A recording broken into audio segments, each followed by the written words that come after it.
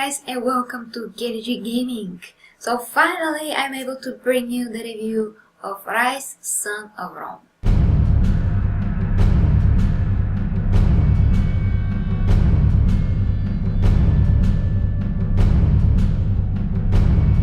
So guys, when this game came out on Xbox One and I found out that this game will come out only on Xbox One and it will be an exclusive, I was like this. Why? Damn it! And so on. I was kinda depressed, because I'm so into Rome, ancient times, swords, armor type. I mean ancient Rome, to be a soldier, Roman soldier, all those stuff. I'm just like so into that kind of things, and also Egyptian stuff. But and so this game was like the dream game for me. I always wanted this kind of game, and just don't tell me that God of War is absolutely the same or something like this, because God of War is a third-person game, but it's not third-person like here third-person. You see the character sometimes just this big. The gameplay itself has nothing to do with Ryse, Son of Rome. It's more like the old games when the character jumps all around, has powers. You know how God of War is. It has nothing to do as a game with God of War. So God of War is one thing that I love. Ancient Greece, warrior type, crazy guy. Actually, I don't love that, but I love ancient Greece. And Ryse, Son of Rome is the exactly Mario game that I always wanted. And I'm very happy that this turned out to be a third-person game, because in first person we only see a sword, and this is super lame because you can't enjoy the armor.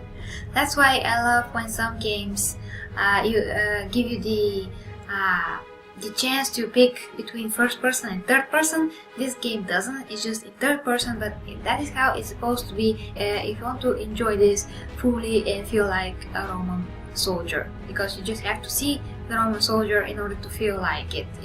At least that is how I am.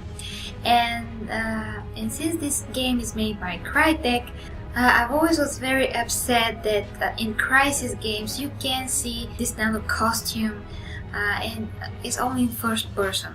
If this game would have been in third person, and at least if you had the possibility to switch between first and third person, it will be much better game, because imagine the possibility to see this costume, to crouch, to sneak around, to kill people, to jump on buildings, to see how you do this. This game will be much more dynamic and interesting in my opinion. But anyway, and then I found out that this game is going to be on PC, because as you know, it did what it could do on the Xbox One, and it's really it doesn't make sense the game to stay on Xbox One, because we all know, or most of us know, that this game is not exactly perfect. So I'm not sure how many people that will buy the console for a game like this, that they already know that it's not very good. And I, as a fan of this genre and of this kind of game, even I would never buy an Xbox One only for this game. It's not a game that is a console seller exactly. So it makes sense perfectly for me this game to be released on PC, so at least we can experience it as well, and they could bring some more money home, because I heard that Crytek have some financial problems, unfortunately. But anyway, the game. So the game, first of all, the gameplay is not perfect. I mean, before that I've played Shadow of Mordor, which I also will be going to do a review for you guys. And Shadow of Mordor has a lot better dynamic gameplay, one of the best fighting ever. It has so many things that you can do, so many finishers, so many moves, so many powers, and you really have the chance to learn them. It's not so complicated. You get used to them fast, so it's amazing. Shadow of Mordor, the gameplay is unbeatable for now. I just can't wait to see how it will be in Assassin's Creed, but for now, Shadow of Mordor is the best gameplay of third-person fighting sword game that I ever see. Definitely number one for me. But anyway, that will be more discussed in the Shadow of Mordor review. So the gameplay, the camera of Ryse of Rome sometimes is just so awkward because you're trying to hit something, the camera just makes 360 spin all of a sudden. Some of the moves are super repetitive. Sometimes you can't block so fast, where in Shadow of Mordor, if you hit the block button, you will block right away, right this second. It's just on spot, right on, perfect. And the blocking in Ryse of Rome is like with 2 seconds slower compared with the Shadow of Mordor blocking. And of course some enemies can be blocked, which is normal, but when it comes to the regular and more common enemies, in Shadow of Mordor you can block them on the spot, but not exactly here. So that is a minus because you can get hit and it will not be fair for you because you did press the button but you just didn't react as fast. And I have a gaming mouse and very good gaming PC, so it's obvious when you play games like this back to back that you will make a comparison and see how the one gameplay lags from the other gameplay and how it compares, I mean. So gameplay wise, the fighting is not very good.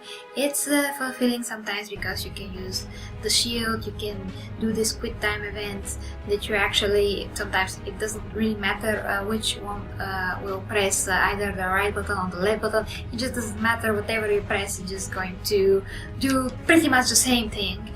So that's kind of confusing and strange, but that for the fighting is good, but it's not perfect, especially in next gen. So in my gameplays I said that this is a next gen game in a last gen setting, and exactly that. I mean, the game has a lot of restrictions. It will be a lot better if you can go freely on some of the areas, if you have kind of an open world kind of game areas.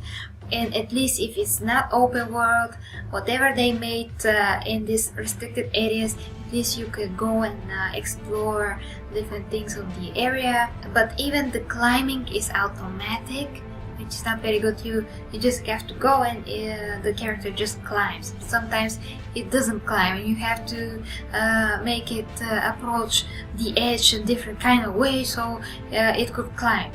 So the character could climb, which is absolutely annoying, terrible, and in the next gen games there shouldn't be anything like this. It's annoying and it's kinda... and actually I don't remember an old game that could do this thing so stupidly, so that is a minus. That in some things that just they have to be fixed. You can't have that. You just can't. It's absolutely ridiculous. You have to have in a third-person game the ability to climb and crouch and just dock on your own with the button.